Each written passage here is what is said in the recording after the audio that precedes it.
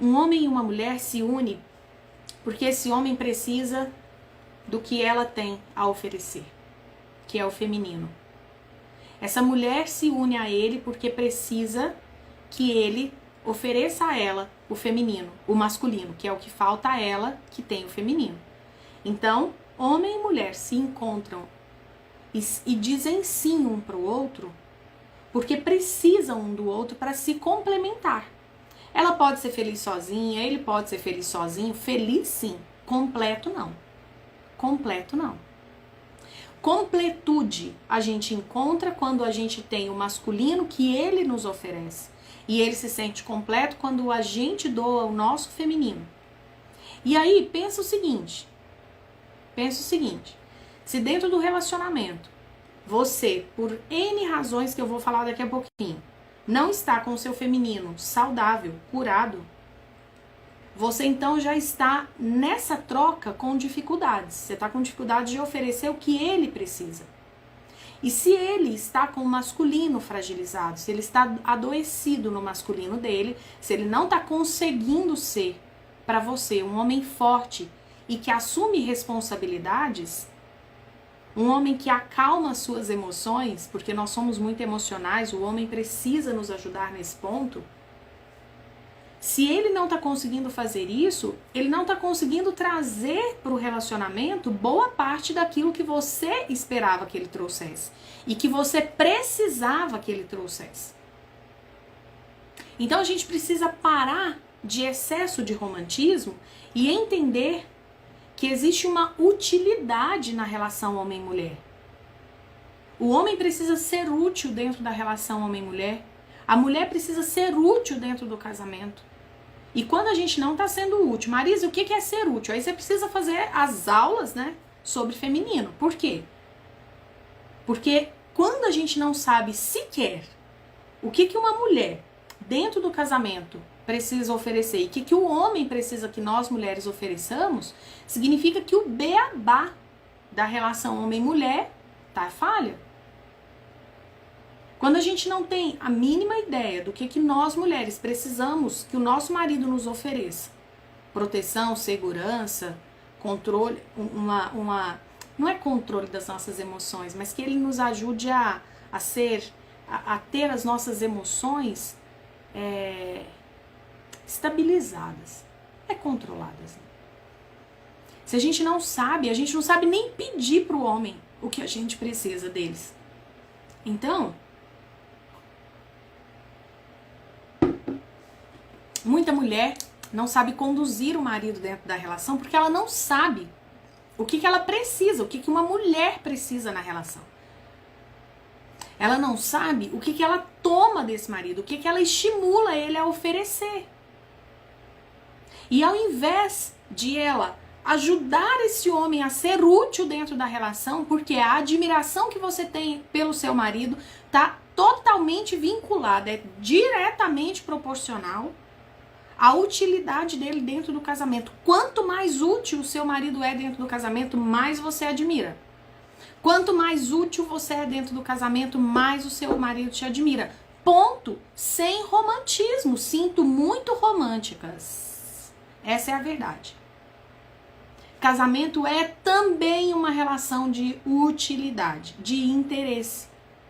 E qual o problema nisso? Qual o problema nisso?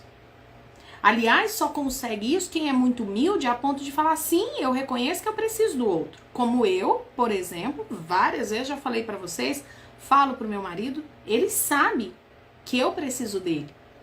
Eu mostro pra ele que ele é útil pra mim. E eu crio condições para que ele continue sendo útil para mim.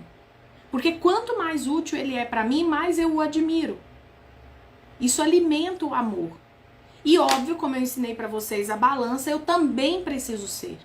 E eu vou falar para vocês, a maioria dos homens não verbaliza. Olha que coisa. Nós, mulheres, verbalizamos. Ah, amor, preciso que você faça isso. Amor, me ajuda com isso. Amor, não sei o que é isso. Amor, nananana. A gente entrega para eles. A maioria dos maridos não entrega para a mulher onde é que eles precisam que a mulher seja útil para eles. Ai da mulher. A mulher tola que, sabe, que já que ele não pediu, já que ele não verbalizou. Quando eu falo para vocês sobre ler marido, ler a alma do outro, entender que quando ele fala alguma coisa, pode ser que ele esteja querendo dizer perfeitamente aquilo que ele disse, em poucas palavras, e pode ser que ele esteja dizendo o oposto do que ele está dizendo. Isso é fundamental. Por quê? Porque senão eu vou deixando ele perder a utilidade dentro do casamento, e quanto mais ele perde a utilidade dentro do casamento, mais eu perco a admiração. É uma relação diretamente proporcional. E um homem útil para uma mulher, né? Isso em geral, se a gente senta para conversar, a gente vai chegar num denominador comum.